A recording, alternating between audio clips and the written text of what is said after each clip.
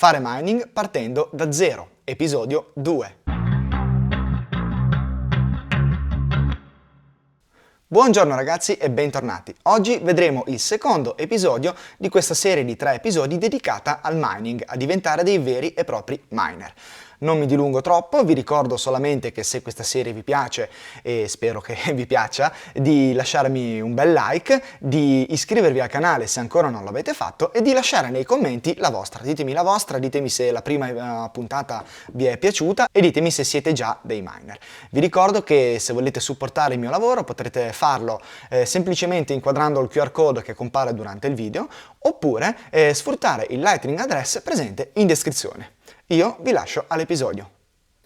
Eccoci qua ragazzi, bentornati. Siamo al secondo episodio di questa serie legata al mining, partendo da zero e cercando di arrivare a minare tanti bitcoin che ovviamente terrò tutti io. No, sto scherzando ovviamente. Allora, nella prima puntata abbiamo parlato un pochettino di che cos'è il mining, di quali sono i costi e di quali sono le componenti necessarie per poter arrivare a fare mining. Oggi vediamo invece le componenti hardware, quindi vediamo che cos'è, andiamo un pochettino più nello specifico e vediamo di che cosa è composto questo computer che è poi atto a fare lo SHA-256 per poter minare dei bitcoin. Allora, io direi che allargo un pochettino lo schermo, così, ecco. Intanto se vogliamo fare un'introduzione generale, intanto vabbè, saluto ovviamente Gabriele che non ho ancora salutato, che è sempre qua con noi, che è il nostro tecnico di fiducia, e direi di partire. Allora, partiamo innanzitutto da vedere da che cosa è composto un ASIC, da che cos'è questo famoso ASIC di cui si sente tanto parlare ma se ne vedono pochi in giro. Facciamo così, guarda, lo metto in grande così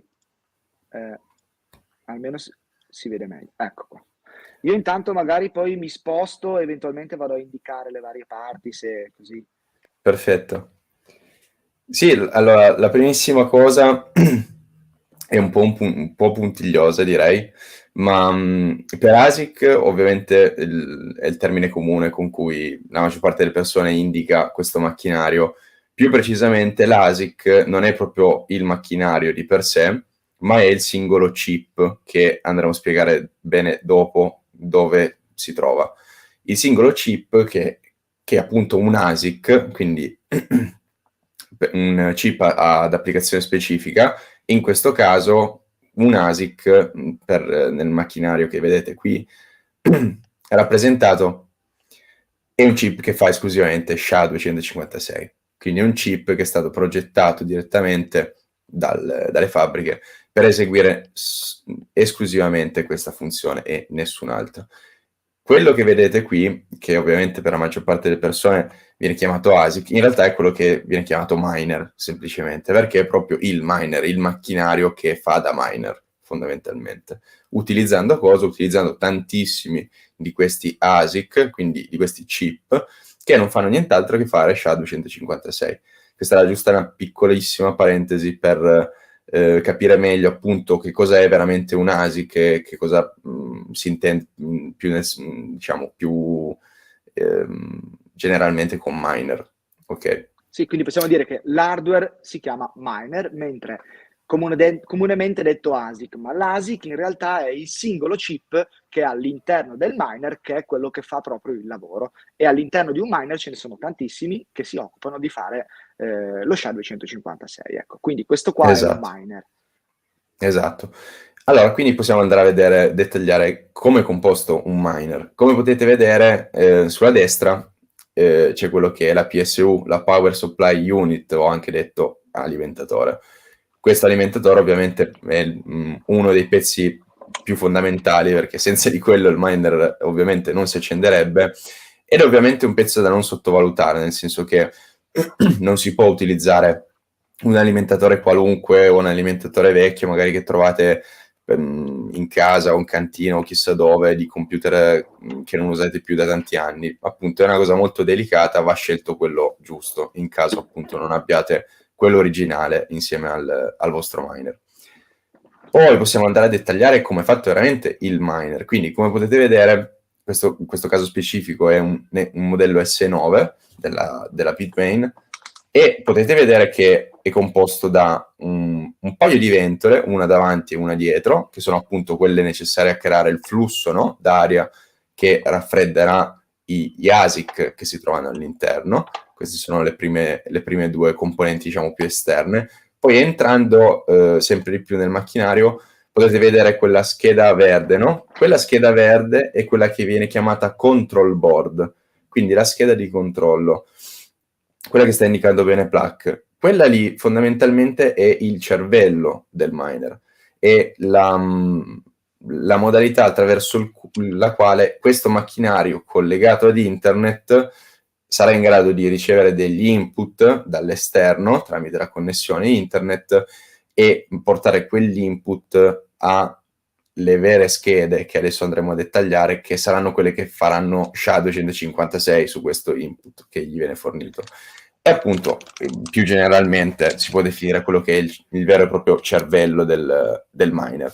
Questa Qui guardate, ve ne faccio vedere una che sì, ve ne faccio vedere una che non è all'interno, ma questa qua mi è stata data nello stand di Marathon a BTC Prague, e questa qua ha all'interno il firmware di Marathon, comunque lo vedremo poi dopo, però lasciate perdere questo.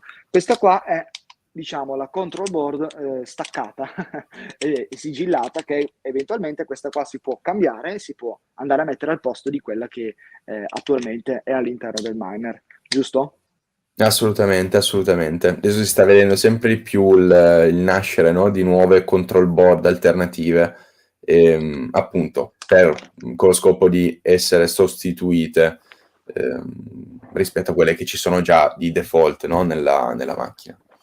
Appunto, questa control board abbiamo capito che è il cervello, è la scheda di controllo che riesce a controllare appunto quelle che sono le schede contenenti tutti i vari ASIC, quindi tutti i vari chip, elaborare i risultati, trasmettere questi risultati all'esterno, prendere gli input dall'esterno e viceversa. Quindi è il cervello della macchina. Ma se vogliamo dire appunto quali sono qual è il cuore della macchina, direi a questo punto, sono le tre schede che potete vedere appunto guardando dall'alto o da dietro il miner. Quelle tre schede lì che Pluck sta indicando, prendono il nome di hashboard, quindi sono le schede di hash. Questo perché? Perché ognuna di queste tre schede, che appunto voi dovete immaginare come longitudinali, no? Rispetto alla struttura della macchina, contengono tantissimi ASIC, quindi tantissimi chip. Ognuna di queste, mi sembra che sull'S9 ce ne siano una settantina, appunto contiene 70 chip, 70 singoli ASIC, ognuna di queste tre hashboard. Queste hashboard non fanno nient'altro che prendere l'input che gli viene comunicato dalla control board e elaborare SHA-256 e basta, rimandando ovviamente il risultato della funzione dell'operazione indietro alla control board, che poi dopo, di nuovo, essendo il cervello della macchina, sarà in grado di valutare se è un hash che soddisfa la difficulty della rete o meno, e decidere Quindi quella è appunto in una base a parte questo cosa stupida, fare. è una parte stupida, stupidissima, che fa una cosa, ma vabbè, lasciando perdere, diciamo, questo tipo di prodotto che oramai è vecchio, ma in linea generale fa una cosa, ma la fa bene e il più velocemente possibile. Quindi lui deve Esatto. semplicemente fare quel lavoro lì e mandare i risultati poi alla control board, che sarà lei che si occuperà poi di fare, di fare le varie verifiche, diciamo, di mettere, di riordinare tutti i dati. Ecco, loro fanno semplicemente del lavoro. Assolutamente, assolutamente. Ok. Quindi diciamo che questa sostanzialmente è tutto, nel senso che all'interno, vabbè, poi all'esterno, vedete, la scocca è fatta in alluminio, direi, le due ventole sono l'estremità, e quelle si occupano appunto di dissipare il calore. Perché? Perché facendo quel lavoro lì, facendolo tantissimo, ovvero quello di fare SHA-256, questo macchinario produce veramente tanto, tanto calore, e le ventole hanno proprio lo scopo di raffreddare i chip che sono all'interno per evitare che si surriscaldino e che vadano in tilt. Ecco. Quindi le ventole sono anche loro fondamentali. Tenete conto che questa raggiunge delle temperature importanti, ecco. E ovviamente poi le ventole e diciamo tutto l'insieme producono veramente tanto rumore, ecco. È questo, diciamo, un po' la problematica dell'ASIC da tenere in casa, nel senso il rumore e il riscaldamento. Tenete conto che da una parte viene risucchiato, diciamo, da questa parte qua, che vedete, viene tirata dentro l'aria, che passa per raffreddare i chip che stanno lavorando, e dall'altra parte, dall'altra estremità del miner, esce aria calda perché ha proprio lo scopo di raffreddare questi chip che stanno lavorando. Sì, sì, assolutamente, ma appunto contate che, come diceva Plak nella prima puntata, questo S9 nello specifico è un macchinario che consuma da 1,2 kW a 1,5 kW, se appunto spinto al massimo. Quindi dovete immaginare che c'è 1,5 kW di potenza circa che entra attraverso l'alimentatore nel miner, e quel 1,5 kW di potenza viene trasformato esclusivamente in calore. Quindi ovviamente viene utilizzato per far andare tutti questi chip nella maniera più assurda e costante possibile, e tutto quel lavoro appunto dissipa e trasforma quel 1,5 kW di corrente in ingresso in 1,5 kW di calore in uscita. Quindi si tratta appunto di all'incirca potrebbe essere il consumo e il calore emesso da un forno al massimo tenuto aperto, per dire, mi viene da dire così come paragone, super giù. Certo, sì, sì. Ed è il motivo per il quale si stanno cercando delle soluzioni per poter sfruttare questo calore, perché qui facciamo un attimo un piccolo excursus. Quando dicono che Bitcoin inquina, in realtà Bitcoin non inquina, dipende dalla fonte dalla quale arriva la corrente elettrica. Quindi se noi ipotizziamo i nostri pannelli, è tutta fonte green, è tutta energia green, corrente elettrica green, prodotta dal sole, buttata in questo macchinario, che non viene persa, ma viene innanzitutto utilizzata per minare Bitcoin. In secondo scopo, come diceva Gabri, tutta ipotizziamo questo 1,5 kW di corrente che viene utilizzato dal miner viene trasformato in calore, quindi voi avete 1,5 kW di calore che esce. Ora, per assurdo, potreste utilizzarlo per scaldare una stanza. È chiaro che c'è il contro che fa veramente tanto rumore, quindi sì che avete la stanza scalda, però dovete entrarci con le cuffie, quindi quello è un altro problema che stanno cercando di risolvere anche quello, per trovare, diciamo, anche degli utilizzi alternativi che siano compatibili con, tra virgolette, la vita quotidiana. Perché comunque tenete conto che questa è una stanza da 15-16 metri quadrati, ve la scalda in un'oretta e mezza. Non è che non stiamo parlando, è come se immaginate di avere la vostra stufetta del bagno, no? Che vi scalda il bagno prima di fare la doccia, quella elettrica. Questa è la stessa identica cosa, solo che fa un casino assordante e in più mina Bitcoin. Quindi diciamo che il suo utilizzo secondario, volendo, lo potrebbe avere. Bisogna appunto risolvere queste problematiche di rumore e di, non so, mettiamolo un po' di ingombro anche del macchinario, però ci sono delle soluzioni in giro veramente interessanti che sarebbero da esplorare anche quelle. Comunque, come avevamo forse accennato anche nel video legato a Stratum V2, la direzione è proprio quella, cioè non tanto magari trovare degli ASIC meno potenti da mettere in tutte le case, in tutti gli elettrodomestici, ma sfruttare questi qui, cercare di renderli più silenziosi possibili e cercare di sfruttare nella miglior maniera miglior possibile, diciamo, il calore che produce. Ecco. Questo è veramente interessante. Allora, dai, direi che possiamo andare un secondino avanti e vedere eventualmente, ad esempio, adesso abbiamo visto più o meno le specifiche tecniche, vedere che cosa si può fare, che cosa si può cambiare a questo tipo di macchinario, a questo miner, per fare eventualmente miglioramenti, oppure anche solo a scopo dimostrativo e a scopo di puro interesse. Ad esempio, quello che vi ho fatto vedere prima è una control board che, come dicevamo, è il cervello. Il cervello di questo miner si può appunto cambiare. Noi possiamo inserirci giusto il firmware che vogliamo, però ad esempio nel caso che vi ho fatto vedere prima, come vi dicevo, questa control board me l'ha data Marathon, che è una pool. Ok?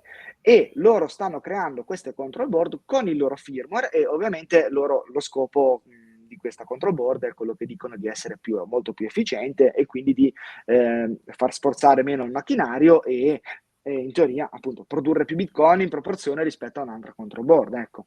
Questo, per esempio, è una delle cose che si può eventualmente cambiare, ovvero il cervello. Giusto? Sì, assolutamente. Allora, in termini di efficientamento delle macchine, possiamo fare un discorso ancora un po' più ampio. Ad ora, ogni anno nuovo che arriva, esce un macchinario nuovo, no? Un nuovo modello che è più efficiente di quello precedente, sempre di più. Come è possibile? È possibile esclusivamente perché i nuovi modelli, ad ora, hanno ancora margine di miglioramento sotto un profilo puramente hardware. E quando con questo profilo puramente hardware intendo dire i singoli ASIC, i singoli chip che stanno nelle dashboard. Quindi le case che producono adesso, che sfortunatamente non sono così tante, questi macchinari definiti miner, ovviamente sono degli esperti nella creazione e nello sviluppo di questi chip, di questi ASIC specifici. Ovviamente ogni anno riescono ad essere sempre più efficienti perché stanno fondamentalmente riuscendo sempre a rimpicciolire sempre di più questi ASIC e quindi così da poterne mettere di più a parità di superficie coperta e quindi ottenendo insomma alla fine un hash rate, una quantità totale di hash maggiore. E quindi da lì ovviamente ne deriva l'efficientamento che deriva esclusivamente da un miglioramento del singolo ASIC, del singolo chip. Poi ovviamente lato hardware, un'altra fonte di efficientamento è, come hai detto già benissimo tu, quella che deriva dalla control board. Quindi abbiamo detto prima che la control board è il cervello, quindi se riusciamo a fare una control board che ragiona in un modo ancora più veloce rispetto al cervello che c'è sulla macchina stessa quando esce dalla fabbrica, ovviamente magari possiamo rendere questo miner un po' più intelligente e un po' più veloce a fare determinate operazioni e ovviamente in un'attività 24 ore su 24, 7 giorni su 7 come quella del mining, anche delle briciole diciamo di efficientamento, no? dei nanosecondi per singola operazione possono risultare in dei veri e propri efficientamenti che si possono poi verificare anche numericamente, no? Su i consumi relativi e la produzione di nuovi bitcoin. Sotto il profilo dell'hardware, poi per quanto riguarda l'efficientamento, mi viene da dire che sono queste due macro categorie qua, quelle più fondamentali. Poi per il discorso di come ci si può mettere mano ad un miner sotto il profilo dell'hardware, ovviamente le ventole che già accennavi tu prima sono un altro aspetto. Vuoi rendere questo miner più silenzioso e provare a trasformarlo di fatto in quella stufetta del bagno che accennavi tu prima?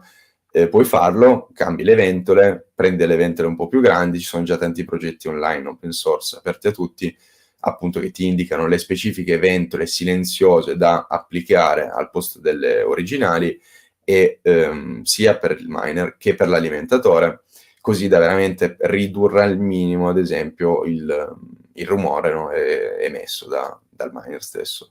Quindi sotto il profilo hardware c'è anche quest'altra cosa qua, diciamo, che si può accennare.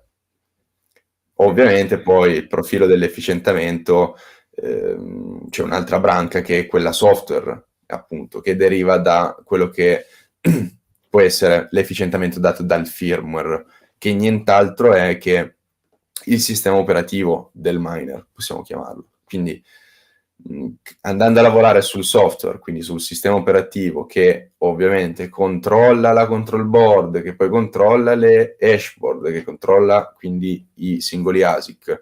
Se noi a monte riusciamo col software ad efficientare ancora di più a livello software tutta questa serie di operazioni in catena, ovviamente quello è un altro efficientamento in più che produrrà dei risultati molto, molto, molto promettenti e molto interessanti, insomma.